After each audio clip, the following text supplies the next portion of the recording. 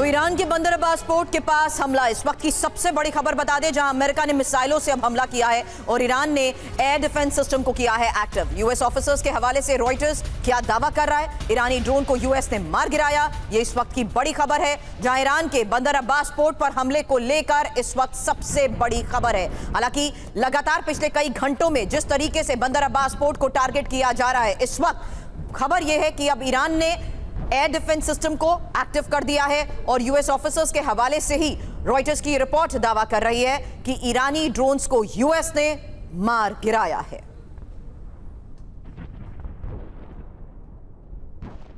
तो ऐसा क्यों कहा जा रहा है कि 48 घंटे में ये दूसरी बार अटैक किया गया है? दावा क्या किया गया है, पहले ये जानते हैं। बंदर अब्बास पोर्ट के पास 3 धमाकों की आवाज सुनी गई है।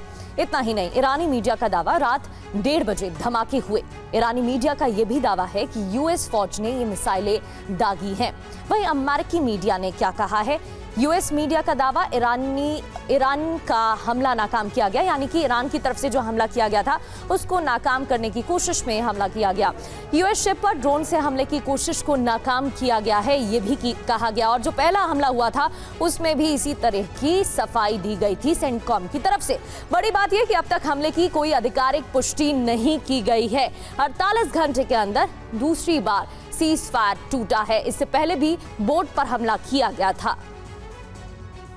वहीं ईरान को डोनाल्ड ट्रंप की बड़ी धमकी है, या तो डील होगी वरना हम काम पूरा कर देंगे। ईरान हमसे जल्द डील करना चाहता है। ईरान के पास डील के अलावा कोई विकल्प ही नहीं है।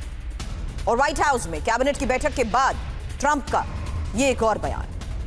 तो अर्थव्यवस्था को देखते हुए पीस जरूरी है। डोनाल्ड ट्रंप को आप सुन रहे थे। एक और बयान, अमेरिकी मिलिट्री दुनिया में सबसे ताकतवर। डोनाल्ड ट्रंप ने कहा ईरान की नेवी और एयरफोर्स पूरी तरह खत्म है। ये भी अमेरिकी राष्ट्रपति ने दोहराया है। इससे पहले भी इसी तरह का बयान वो दे चुके हैं। ईरान के पास न्यूक्लियर हथियार नहीं होने चाहिए, ये भी उन्होंने अपने बयान में दोहराया।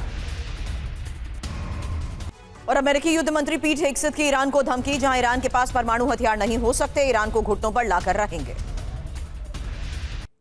और पीट हेग्सेथ को आप सुन रहे थे। कैबिनेट बैठक के बाद अमेरिकी विदेश मंत्री मार्को रूबियो ने क्या कहा? वार्ता नाकाम होने पर दूसरे विकल्पों पर विचार करेंगे, ये भी कहा गया। यानी कि एक तरफ तो ये बताने की कोशिश अमेरिका की तरफ से की जा रही है कि हमारी तरफ से प्रयास जारी हैं शांति बहाल करने के, पीस टॉक हो, इसके लिए हम कोशिश कर रहे हैं। दूसरी ओर चाहे युद्ध मंत्री की बात हो या अमेरिकी विदेश मंत्री की, यह भी बता दिया गया है कि वार्ता नाकाम रही तो फिर दूसरे विकल्प भी अमेरिका के पास मौजूद।